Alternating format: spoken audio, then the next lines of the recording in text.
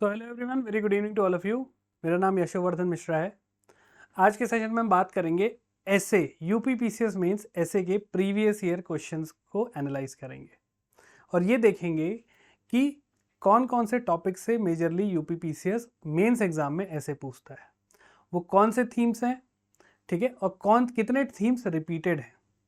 क्या एक ही अलग अलग थीम से यूपी पीसीएस हर साल सवाल पूछता है, या कोई ऐसे कुछ पर्टिकुलर थीम्स है जो हर साल कुछ ना कुछ एक तरीके या दूसरे तरीके से रिपीट होते हैं। तो इस पूरे सेशन में ये बताऊंगा। आने वाले वीडियो में अभी आपको ये भी दिखेगा हमने क्या किया है, ईयर वाइज जितने भी एसेज हैं उनको अलग अलग थीम्स में पहले तो ब्रेकअप किया है, ठीक है, अलग अलग थीम्स में उनको सेग्रीगेट किया है, जिससे आपको आसानी हो जाएगी। जो भी बच्चे इस बार यूपी पीसीएस मेंस 2024 देंगे, ठीक है, जिनको लग रहा है हाँ भाई मेरा प्रीलिम्स क्लियर हो रहा है और मुझे मेंस अच्छे से देना है, ये सेशन उनके लिए बहुत इंपॉर्टेंट है। दूसरी बात, जो बच्चे यूपी पीसीएस 2025 की तैयारी कर रहे हैं उनके लिए स्टार्टिंग में ही ये सारी चीज़ें जान जाना बहुत हेल्पफुल रहेगा। जो मेंस का एक डर होता है बच्चों के अंदर, स्पेशली ऐसे को लेके, वो भी दूर हो जाएगा, ठीक है। और at the end of the video मैं आपको कुछ टिप्स दूंगा कि ऐसे कभी भी अगर आता है, चाहे कोई सा एग्जाम हो, चाहे आप यूपीएससी में बैठ रहे हो, यूपी पीसीएस में बैठ रहे हो, बिहार में बैठ रहे हो, सब जगह एक कॉमन अप्रोच यूज होता है, ठीक है। वो टिप्स भी मैं आपको at the end of the video दूंगा।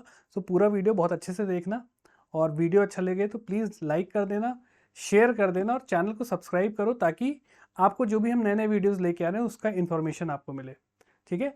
और दूसरी चीज़, अगर आप हमारे टेलीग्राम चैनल से नहीं जुड़े हो तो यूपी पीसीएस सक्सेस माइंड से आज ही जुड़िए। सारा कोर्स डिटेल, पीडीएफ वगैरह सब वहाँ पे मैं आपको प्रोवाइड करता हूँ, ठीक है।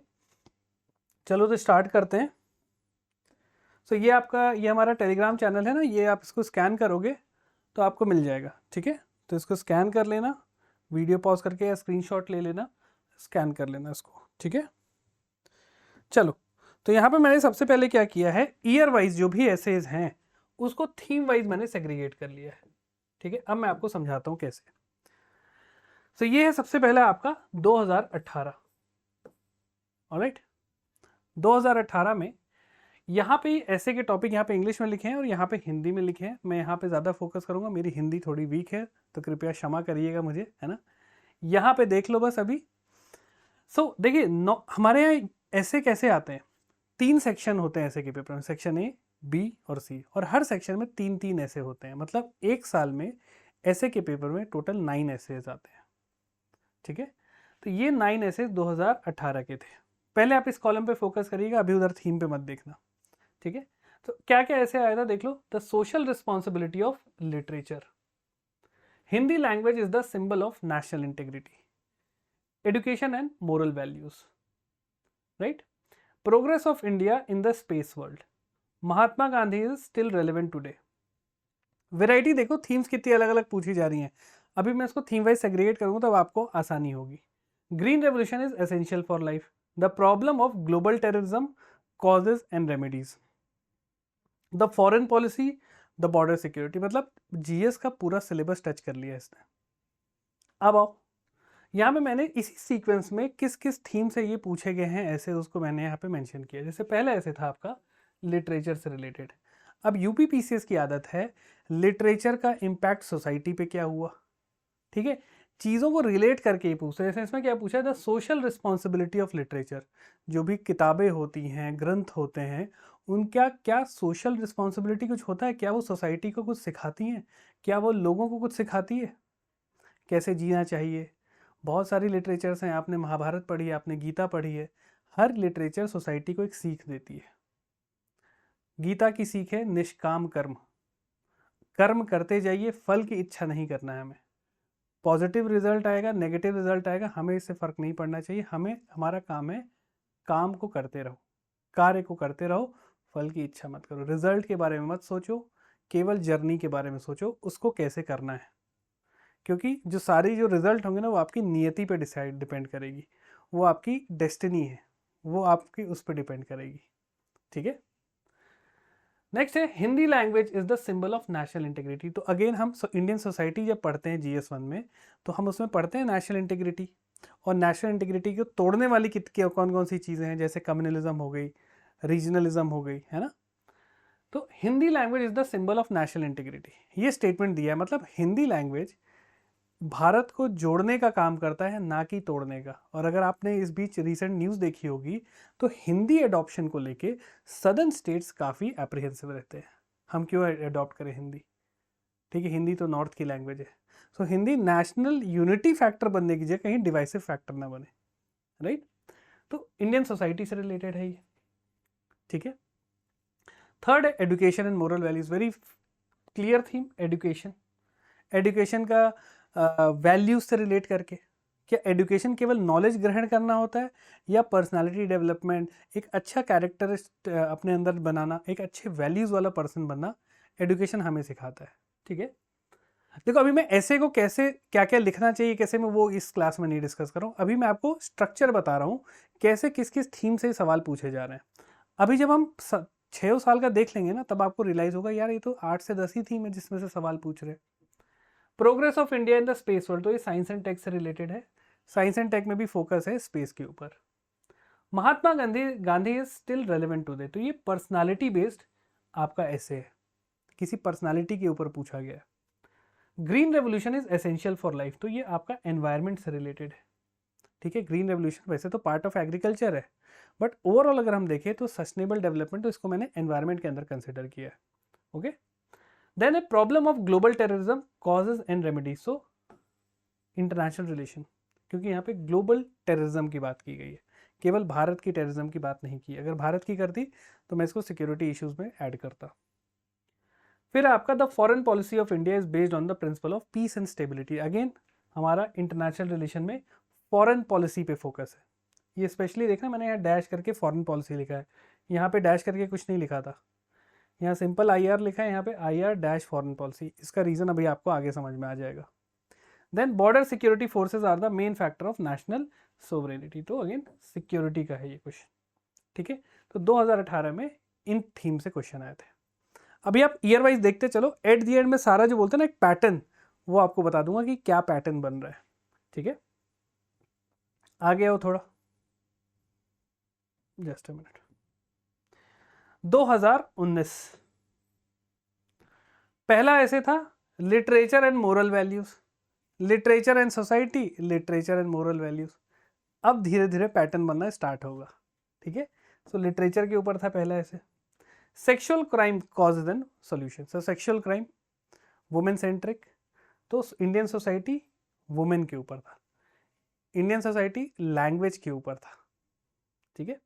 वन नेशन वन कॉन्स्टिट्यूशन, तो ये पॉलिटी का रिलेटेड था, ठीक है। एक देश एक संविधान, राइट, ठीक है। ये पॉलिटी डैश CA मैंने लिख दिया क्योंकि कॉन्स्टिट्यूशन अमेंडमेंट, कॉन्स्टिट्यूशन को चेंज करना, ऑपोजिशन इससे काफ़ी घबराई रहती है कि जो रूलिंग गवर्नमेंट है, रूलिंग पार्टी है, वो संविधान ही बदल देगी। जैसे उस टाइम 42nd अमेंडमेंट ने पूरे संविधान को बदल दिया था, तो इनको भी डर लगता है ना, जायज़ सी बात है। अब मोदी जी भी बोलेंगे हम भी करेंगे चेंजेस, गांधी मैडम ने किया था तो हम भी चेंजेस करेंगे, ठीक है।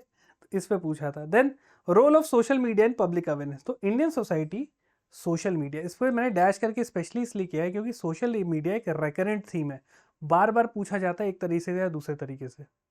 सोशल मीडिया को रेगुलेट करने पे, या social media is a good evil, है ना, तो इस तरह से बहुत बार क्वेश्चन पूछे गए। Then digital economy possibilities and challenges, तो ये इकोनॉमी के ऊपर है, राइट। डिजिटल इकोनॉमी, आजकल सारी चीज़ें आप देख रहे हो ना, पेमेंट पेटीएम से पेमेंट करते हो, सब्जी वाला पेटीएम से पैसा लेता है, कहीं भी जाओ सब लोग पेटीएम, फिनटेक, है ना, क्रिप्टो करेंसी, इन्हीं चीज़ों की बात हो रही है। बैंक आप जाते नहीं हो, सारी चीज़ आजकल ऑनलाइन बैंकिंग है। तो क्या है ये है digital technology in the economic sector, right. तो उसकी पॉसिबिलिटीज़ क्या है, चैलेंजेस क्या है, तो मैंने इसको इकोनॉमी के अंदर लिया है, राइट। तो broad theme is economy. Then farmers of India our pride, right, तो इसको हमने किसके अंदर कंसिडर किया, मैं यहाँ पे, वैसे तो ये देखो फार्मर्स की बात कर रहे हैं तो Indian agriculture part of Indian economy ही है, ठीक है। सो ये मैंने किसमें कंसिडर किया है, अगेन देखो इकोनॉमी में, फार्मर एंड एग्रीकल्चर, इकोनॉमी के अंदर एक सब पार्ट है। एक तो कोर इकोनॉमी होगी जिसमें डिजिटल बैंकिंग वगैरह ऐड किया है, एक हो गई इकोनॉमी जिसके अंदर फार्मर एंड एग्रीकल्चर रिलेटेड बात करेंगे, ठीक है। Changing paradigm of Indian foreign policy, आया, रेपिटेशन स्टार्ट हुआ, international relation, foreign policy of India, पिछली बार भी यही पूछा था। Resource management in India, again इसको मैंने किसमें कंसिडर किया, economy and environment, right. Economy और एनवायरनमेंट कई बार साथ में भी पूछा जाता है, जो ऐसे का थीम है ना, इकोनॉमी और एनवायरनमेंट को रिलेट के पूछा जाता है कि क्या इकोनॉमिक डेवलपमेंट ज़रूरी है at the cost of environment, या एनवायरनमेंट प्रोटेक्शन ज़रूरी है at the cost of economic growth. ये वाले थीम बहुत आते हैं, ठीक है। देन आपका है नमामि गंगे मिशन, सो ये स्कीम रिलेटेड है, ठीक है। तो ये आपके 2019 के थे। अब आओ आगे देखते हैं। आगे देखने से पहले थोड़ा सा मैं ये बता देता हूँ, हमारे जो यूपी पीसीएस मेंस के बच्चे हैं जो सीरियस हैं, जो लग रहा है कि हाँ मेरा प्रीलिम्स क्लियर हो जाएगा, आप प्लीज़ ये हमारा ज्वाइन करिए live mains answer writing programme. इसमें हम डेली 5 क्वेश्चन करवाएंगे आपको, स्टार्टिंग विथ GS1, GS2, 3, 4, 5। तो ये रहा शेड्यूल। मंडे को GS1 के 5 क्वेश्चन, ट्यूसडे को GS2, GS3, Thursday GS4, Friday GS5 and Saturday GS6। मतलब हफ्ते में 5 दिन 30 क्वेश्चन सारे पेपर को कवर करेगा। और उसमें देखिए मैं कैसे करवाऊंगा, 5 क्वेश्चन है तो 2 क्वेश्चन मैं आपको दिखाऊंगा कैसे लिखा जाता है, तीसरा क्वेश्चन आपको प्रैक्टिस करने के लिए दूंगा, सामने प्रैक्टिस करोगे, 10 मिनट का टाइम लिमिट रहेगा, आंसर लिखना है। उससे पहले मैं कुछ आपको हिंट भी दूंगा उस आंसर को क्या क्या पॉइंटर्स ऐड कर सकते हो, ठीक। चौथा क्वेश्चन फिर हम देखेंगे और फिर 5वां क्वेश्चन रहेगा आपका होमवर्क, जो कि आप ये जो एक प्रैक्टिस क्वेश्चन जो आपने सेशन में लिखा और दूसरा ये होमवर्क क्वेश्चन, इसको आप लिख के मुझे अगले दिन PDF भेजोगे, फिर ये मैं चेक करके आपको दूंगा, राइट। तो हमको सीखने को भी मिल रहा है, हम प्रैक्टिस भी कर ले रहे हैं और हमें फीडबैक भी मिल रहा है। तो ये अगर आप देखो हफ्ते एक दिन में आप 5 क्वेश्चन, हफ्ते के 30 क्वेश्चन, महीने के 4 हफ्ते होते हैं, 120 क्वेश्चन करोगे, 2 महीने का लगभग एक और से 1.5 से 2 महीना, पूरा GS1 से GS6 सिलेबस कवर करेंगे। इसमें PYQ भी रहेंगे उस 5 क्वेश्चन में डेली ना, 1 से 2 आपको PYQ भी मिलेंगे।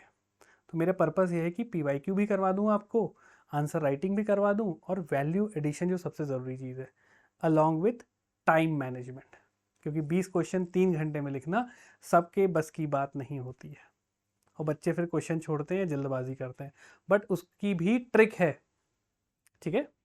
अच्छा, मैं आपको एक चीज़ बताना भूल गया, आज मैं ना ऐसे इमेजेस कुछ अपनी पुराने फोटोज़ वोटोज़ देख रहा था, मुझे मिला अपना 2018 का यूपी पीसीएस मेंस का वो मार्कशीट। 1-2 क्लास में आपको दिखाता हूँ क्या सीन था, है ना, और कितना ईजिली नंबर आए थे मेरे, राइट। मेंस बहुत आसानी से क्लियर हुआ, और मैं आपको बताऊँ इतना रिलैक्स मैं आज तक किसी एग्जाम में नहीं था। उसका रीज़न भी क्या है मैं आपको उस क्लास में बताऊँगा, ठीक है। तो ये बहुत अच्छा कोर्स है, इसको ज्वाइन करिए। इसको ज्वाइन करना तो आप मुझे इस नंबर पर कॉल कर सकते हैं, ठीक है। चलो, दूसरा आता है टेस्ट सीरीज। ये उन बच्चों के लिए है जो कई बार मेंस दे चुके हैं, मेंस क्लियर ही नहीं हो रहा है। साथ ही साथ वो ये उस बच्चे के लिए भी है जो हाँ आंसर राइटिंग प्रैक्टिस तो कर ली, अब क्या, अब फुल लेंथ मॉक भी तो देना है। तो ये मॉक टेस्ट रहेगा जिसमें हम 12 सेक्शनल करेंगे, ठीक है, सब्जेक्ट वाइज, जैसे हिस्ट्री का सेक्शनल, इंडियन सोसाइटी का सेक्शनल, ज्योग्राफी का सेक्शनल, ठीक है, इंडियन पॉलिटी का sectional, governance and social justice का, ऐसे 12 सेक्शनल रहेंगे, 12 फुल लेंथ रहेंगे, ठीक है। फिर आपके प्रीवियस ईयर क्वेश्चंस भी इसमें इंक्लूडेड रहेंगे, राइट। प्रीवियस ईयर जो पूरे हैं 2018 से 2023, 2018 से 2023 तक पूरे जो एंटायर PYQs हैं वो सॉल्व इसमें आपको मिलेंगे in the form of PDF, ठीक है। चेक कॉपी आपको 2 दिन के अंदर मिल जाएंगी, साथ ही साथ पेपर 4, 5 एंड 6 के नोट्स, ठीक है। Paper 4 is ethics, paper 5 is UP specific and paper 6 is also UP specific. इसके नोट्स इसमें आपको मिलेंगे, और साथ ही साथ 10 ऐसे टेस्ट। 10 ही क्यों है, 11 क्यों नहीं है, ये जो 10 थीम आज हम देखेंगे ना, रेपिटेटिव थीम, उसी पे बेस्ड है। तो इसमें आपका कंप्लीट मेंस की टेस्ट सीरीज हो जाएगी। बहुत अच्छा प्रोग्राम है। मेन होता है फीडबैक, है ना। मैंने कुछ सैम्पल पेपर भी दिए जिसको हम चेक करते हैं, कई पेपर मैं खुद चेक करता हूँ, majority of the papers, right. तो ये आइए अब बात करते हैं 2020 की। 2020 Covid year, sociality of literature, फिर लिटरेचर आया, किससे रिलेट करके, सोसाइटी से। वर्ड चेंज कर दे रहे हैं, पूछने का तरीका बदल दे रहे हैं। सोसाइटी का पे इम्पैक्ट लिटरेचर का, सोशियलिटी ऑफ लिटरेचर, है ना। सिमिलैरिटी दिखना स्टार्ट हो गई है ना।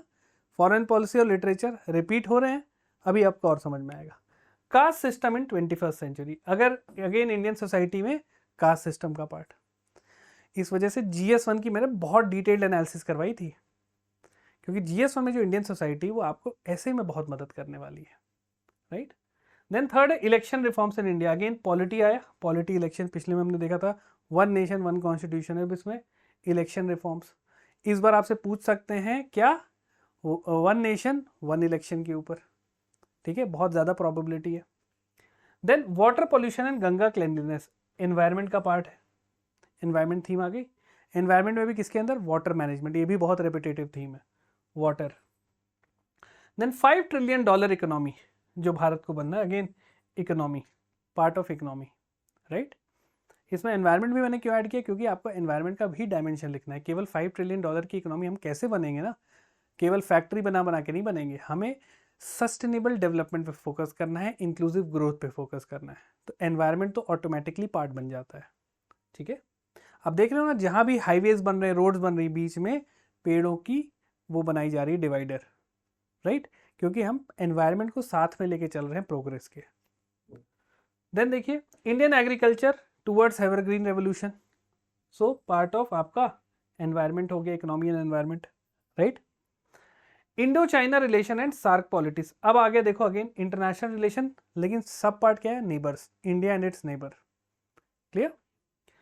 Corona pandemic disaster to opportunity, ये आपका करंट अफेयर्स है, क्योंकि उस साल कोविड ही हुआ था, तो कोरोना के ऊपर डायरेक्ट ऐसे आया, तो ये करंट अफेयर्स का पार्ट है, जैसे इस बार 1 नेशन 1 इलेक्शन में पूछ सकते हैं, ठीक है। आयुष्मान भारत हेल्दी इंडिया, सो आखिरी वाला आपका स्कीम के ऊपर था, पिछले वाला भी, पिछले साल भी हमने देखा आखिरी जो टॉपिक था स्कीम के ऊपर आया था, स्कीम के ऊपर आया था।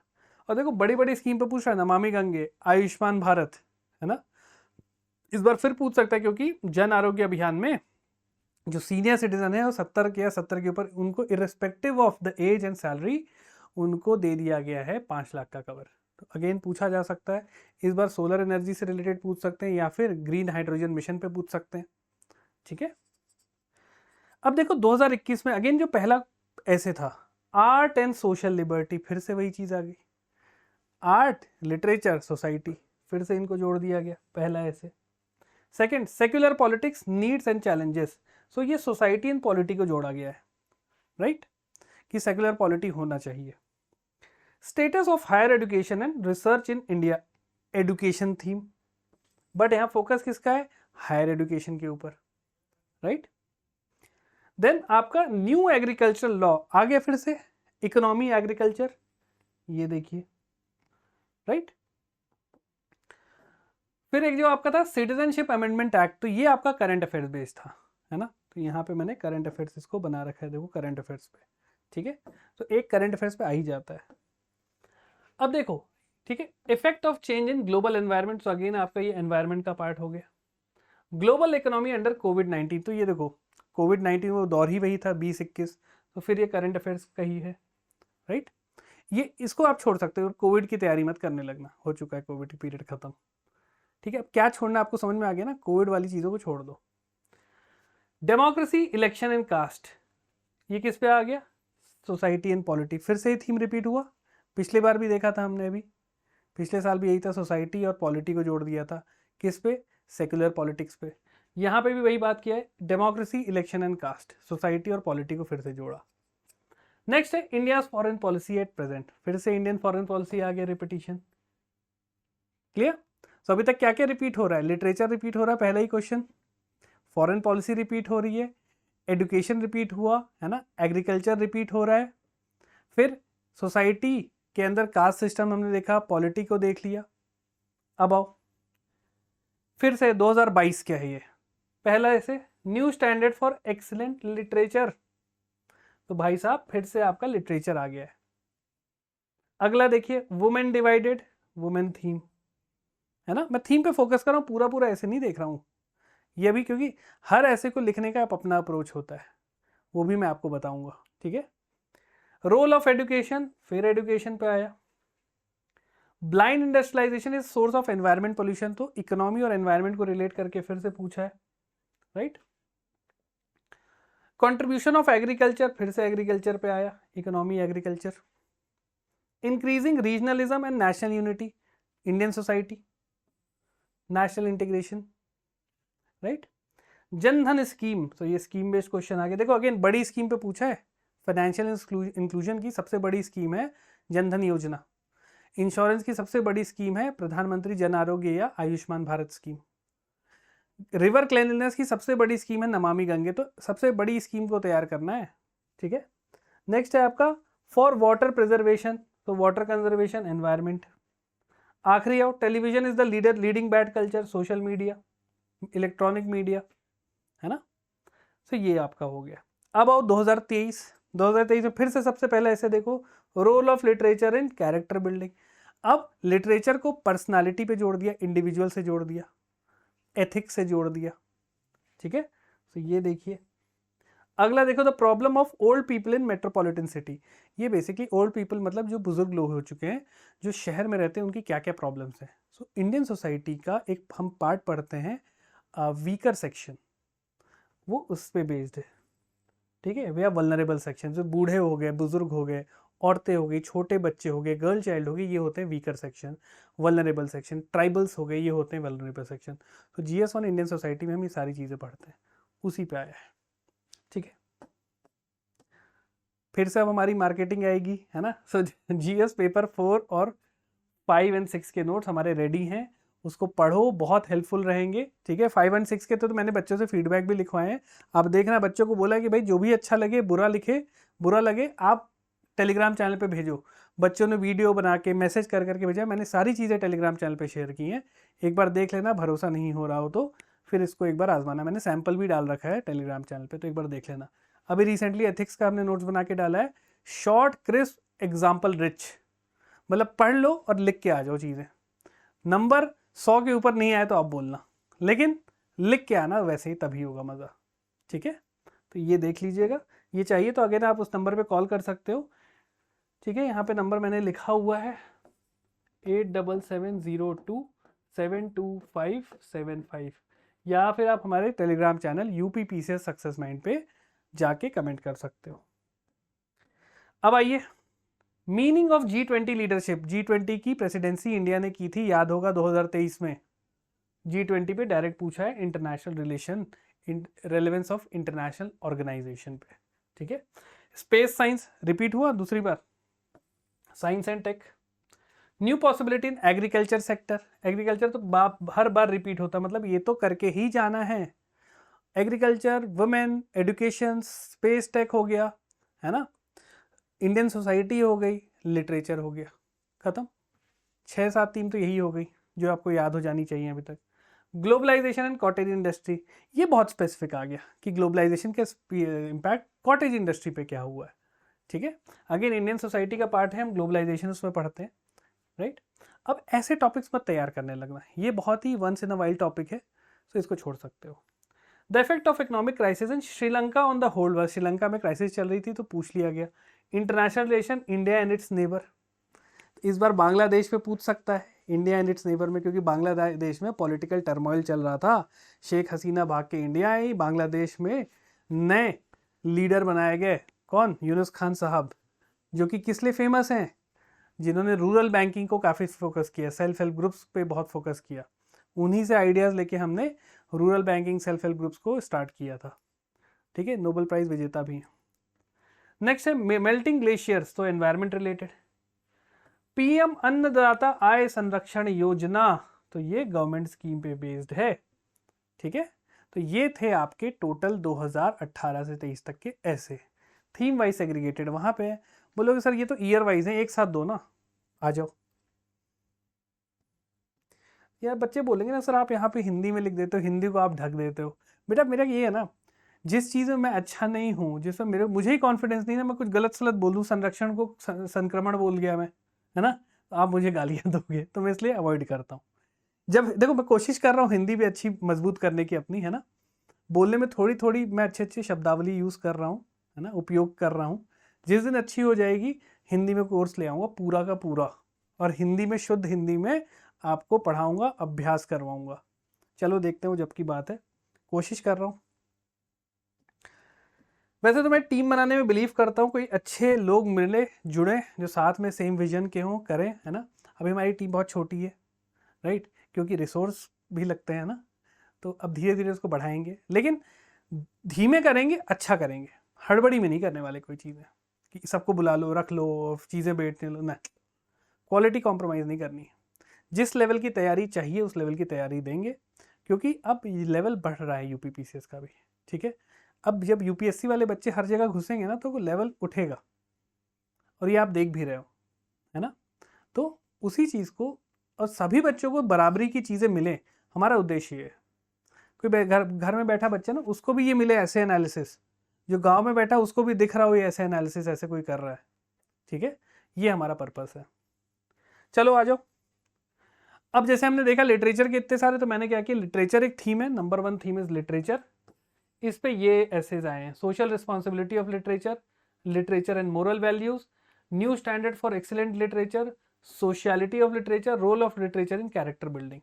सो लिटरेचर को कहाँ कहाँ रिलेट किया इसने, पर्सनालिटी पे। बोलोगे सर कहाँ पे पर्सनालिटी पे कहाँ रिलेट कर रहा है, literature and moral values. Moral values जानवरों में थोड़ी होते हैं, इंसानों में होंगे, है ना। Role of literature in character building, ठीक। देन सोसाइटी से रिलेट किया गया है, लिटरेचर का और सोसाइटी का क्या आपस में तालमेल है, क्या रिलेशन है, क्या संबंध है ना। अब आओ सेकेंड थीम, सोसाइटी। सोसाइटी में भी किन किन एरियाज पे फोकस किया गया है, language, national integrity, national integrity unity बना के रखना, women, social media, caste system. तो ये सारे ऐसे थे, मैं पूरे नहीं पढ़ूंगा, आप यहाँ से देख लेना, ये पीडीएफ में आपको ग्रुप में शेयर कर दूंगा, ठीक है। सोसाइटी पे देखो, सोसाइटी में बहुत सारी चीज़ें होती है। सबसे पहले इंडियन सोसाइटी को जब हम देखते हैं तो हम क्या दिमाग में आता है, सेकुलर नेशन, जो कि बाद में ऐड किया गया था, है ना। एक मिनट पानी पी लूँ।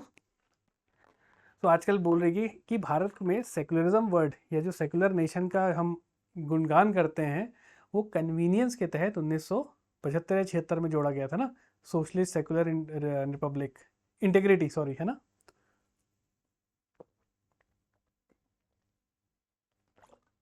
क्योंकि उससे पहले हम सेकुलर नहीं थे, तो ये बात है। इस बार भी पूछ सकते हैं सेकुलरिज्म के ऊपर, बहुत इंपॉर्टेंट है, डायरेक्टली या इनडायरेक्टली पूछा जा सकता है, राइट। हिस्टोरिकल इंजस्टिस पे पूछ सकते हैं कि भाई मंदिर तोड़वाया जा रहा है, तो मंदिर तोड़वा के मॉस्क बनाया गया, मॉस्क तोड़वा के मंदिर बनाया जाएगा, ठीक है। तो हिस्टोरिकल इंजस्टिस पे पूछा जा सकता है।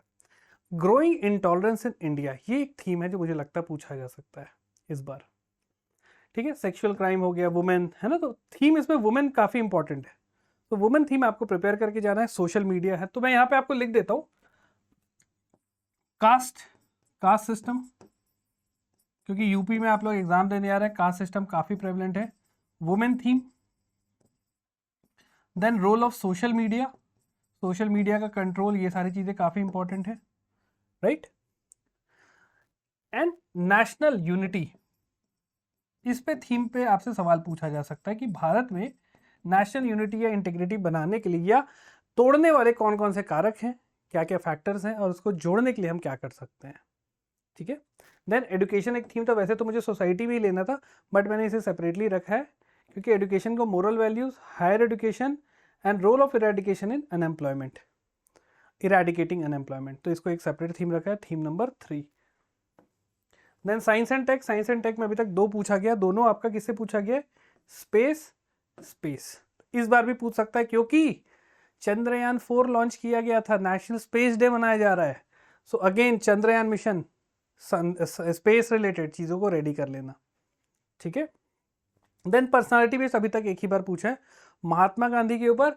इस बार उम्मीद है कहीं डॉक्टर BR अम्बेडकर के ऊपर ना पूछ लें कहीं। तो BR अम्बेडकर की आइडियोलॉजी, महात्मा गांधी से कैसे वो डिफरेंट थे, किस चीज़ पे बिलीव करते थे, ठीक है। एनहाइलेशन ऑफ कास्ट उनकी एक बहुत इंपॉर्टेंट वो है। तो इन चीज़ों को भी रेडी कर लीजिएगा, BR अम्बेडकर पे भी तैयारी करके आना है। नहीं कर पा रहे हो तो बताना, मैं हेल्प करके दे दूंगा कंटेंट, ठीक है। या तो हमारे ऐसे प्रोग्राम से जुड़े हो, बोले सर आप हर बार आके एक कोर्स बेचने लगते हो। देखो बेटा, यहाँ पे अगर मैं आगे आके सारी चीज़ें कराऊँ ना, तो यूट्यूब पे ना वो क्राउड, वो सीरियस क्राउड नहीं आएगा। वो अप्रिशिएट वही बच्चा कर सकता है ना जो मेंस फोकस है, जिसकी, अच्छा मैं आपको कहानी सुनाता हूँ, अब आपको समझ में आएगा कि मैं क्या बोल रहा हूँ। देखो हुआ क्या था, एक ट्रैवलर था, ठीक है, एक राही था, राजगीर जो भी बोलोगे आप उसको, है ना, राही था या ट्रैवलर था, वो जा रहा था कहीं, ठीक। और उसको रास्ते में देखा कि एक बहुत बड़ा मंदिर बन रहा है, ठीक है, वहां पे कुछ लोग काम कर रहे हैं, है ना, वो अंडर कंस्ट्रक्शन है। वहां पे 3 लोग थे, 3 अलग अलग इंसान थे, और तीनों क्या काम कर रहे थे, ईंट लगा रहे थे। भाई कंस्ट्रक्शन में ईंट और सीमेंट तो लगता है, तो ईंट लगाने का काम चल रहा था। वो ट्रैवलर आया, बोलता है पहले इंसान से कि भाई साहब क्या कर रहे हो, बहुत धूप हो रही थी। वो उसको गुस्से में देखता, बोलता है दिख नहीं रहा है, ईंट लगा रहा हूँ, लगाएगा? तो नहीं नहीं भाई साहब आप लगाओ, मैं तो चला। दूसरे आदमी के पास गया, उससे पूछा, ये भी बहुत ही क्यूरियस बंदा था, ट्रैवलर, हर उसको पूछ रहा था क्या कर रहे हो। तो दूसरे बंदे के पास भी गया, बोला कि भाई साहब क्या कर रहे हैं? बोलते मैं तो दीवार बना रहा हूँ। ठीक है, अब वो जाता है, बोला अच्छा भाई ठीक है बनाओ दीवार। अब जाता है तीसरे बंदे के पास, उससे पूछता भाई साहब क्या कर रहे हो? वो बोल रहा है, वो उसने जवाब दिया कि यहाँ पे हम मंदिर बना रहे हैं, जिससे बहुत सारे लोग यहाँ पे आएंगे, दर्शन करेंगे, और इस पूरे एरिया की इकोनॉमी ग्रो करेगी, और सभी लोग हंसी हंसी खुशी रहेंगे। इस कहानी से क्या समझ में आ रहा है हमें? सर हमें कुछ नहीं समझ में आया। देखो इस कहानी से मतलब ये है, माइंडसेट। आप विजुलाइज कितना कर पा रहे हो, आपकी सोच क्या है, आप किसी भी काम को क्यों कर रहे हो। पहला आदमी बहुत ही, बोलते ना, शॉर्ट साइटेडनेस, मतलब बहुत ही, बस जो कर रहा हूँ वही कर रहा हूँ बस, है ना। जैसे ऑफिस में होता ना, यार ऑफिस जाना है तो जा रहे हैं, ब्रिक्स लगाना है तो लगा रहे हैं, खत्म। विजन क्या है वो उसे नहीं पता। दूसरा आदमी जो था, ठीक है, थोड़ा विजनरी था कि भाई मैं दीवार एक बना रहा हूँ, फाइन, वो भी, लेकिन बड़ा पिक्चर, द बिग पिक्चर जो बोलते हैं ना, वो नहीं देख पा रहे हैं। तीसरा आदमी जो था, उसने एक्चुअल बिग पिक्चर देखी कि भाई इस जो ईंट लगा रहा हूँ उससे होने क्या वाला है, अल्टीमेट थिंग क्या बनने वाली है। वैसे ही आप लोग जो आप डेली एमसीक्यूज प्रैक्टिस करते हो, छोटे छोटे करंट अफेयर्स पढ़ रहे हो, स्टैटिक किताबें पढ़ रहे हो, तो आप बस ये पढ़ नहीं रहे हो, ये आप इसलिए पढ़ रहे हो कि आपको एक अच्छी, financially secured, well reputed job मिले, जिसको मिलने से आपका सोसाइटल स्टेटस बढ़ेगा। दूसरी चीज, आप इस स्टेटस से, इस जॉब से लोगों की मदद कर सकते हो, ये है वो विजन।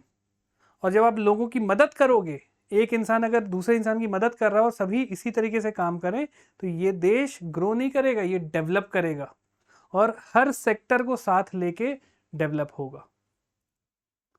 ये आपका विजन है, इस विजन को ध्यान में रखना।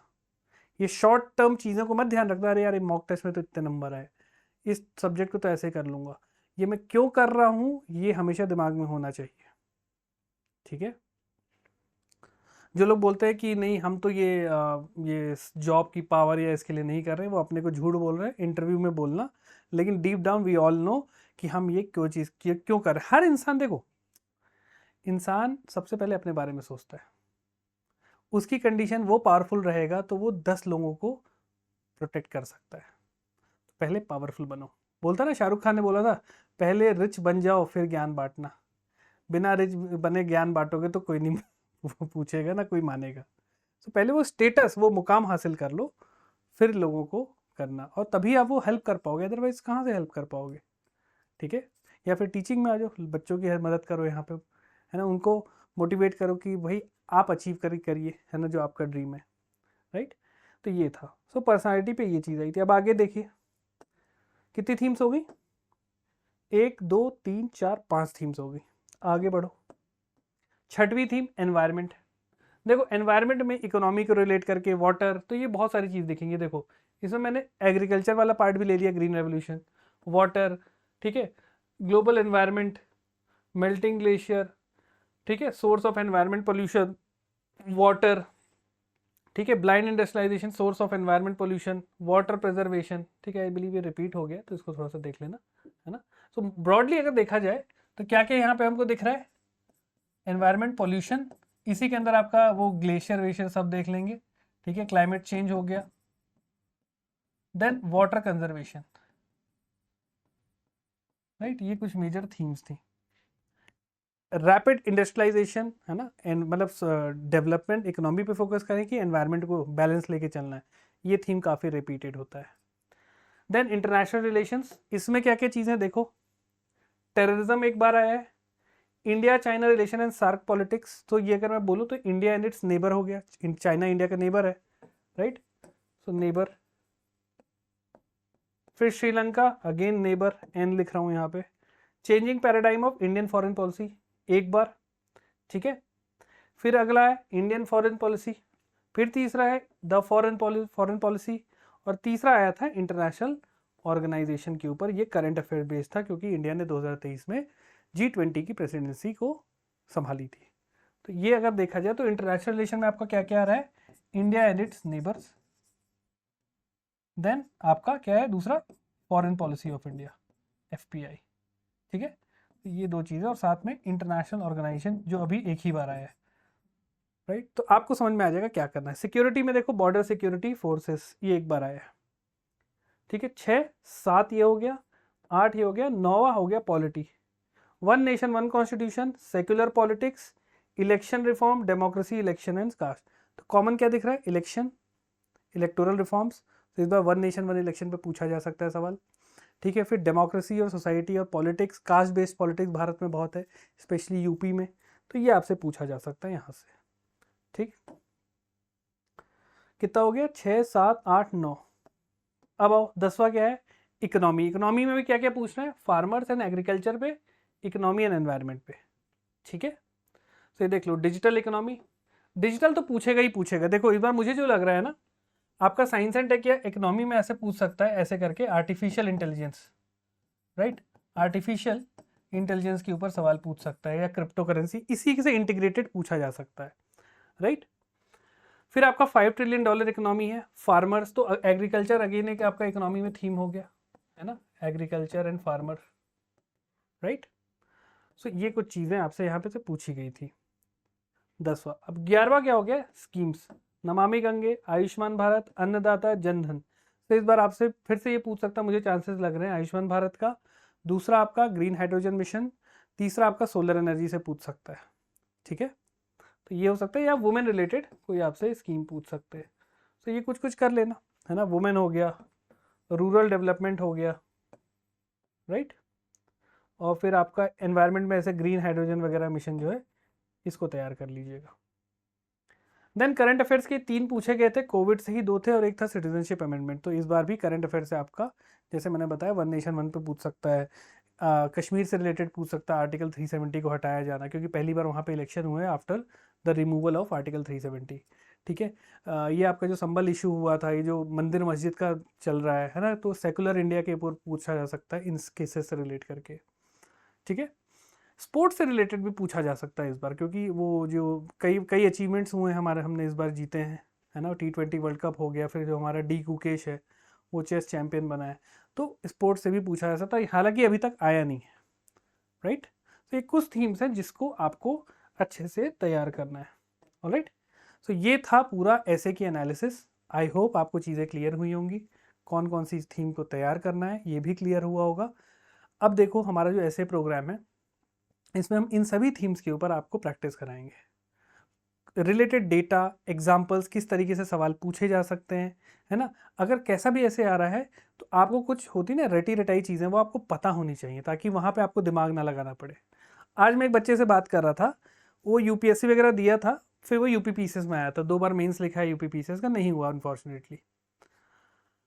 तो उसने मुझे बताया कि सर, मतलब उस बच्चे के अच्छे नंबर थे, उसके पेपर 5 में पेपर 6 में पिछले साल 30 नंबर आए, बल्कि उसके यूपीएससी में भी जो, या जी आपका यूपी पीसीएस में जो 3rd पेपर है, उसमें उसके 100 के ऊपर नंबर थे।